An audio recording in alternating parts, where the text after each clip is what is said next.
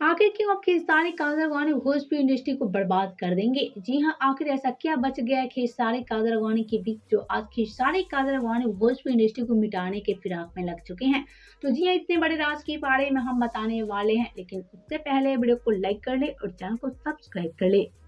तो जी हाँ, बहुत जल्द खेसारी कादरवानी की जोड़ी भोजपुरी को खत्म कर देंगी। जी हाँ, बहुत जल्द खेसारी कादरवानी भोजपुरी का अस्तित्व खत्म कर देंगे और ऐसे में सब देखकर फैंस भी काफी ज्यादा नाराज है।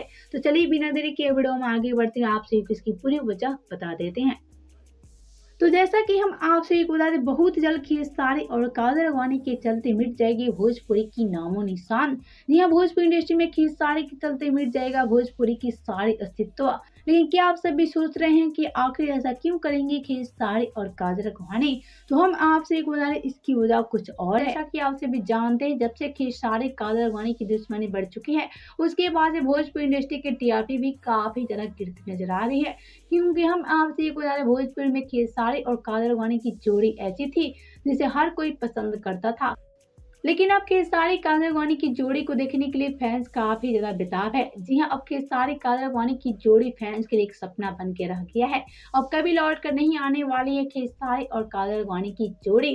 और इसी सबको लेकर अब खेसारी कादरवानी के चलते भोजपुरी का अस्तित्व एकदम से मिट जाएगी। क्योंकि आज खेसारी और कादरवानी के चलते ही आज भोजपुरी की दीवानी पूरी दुनिया है।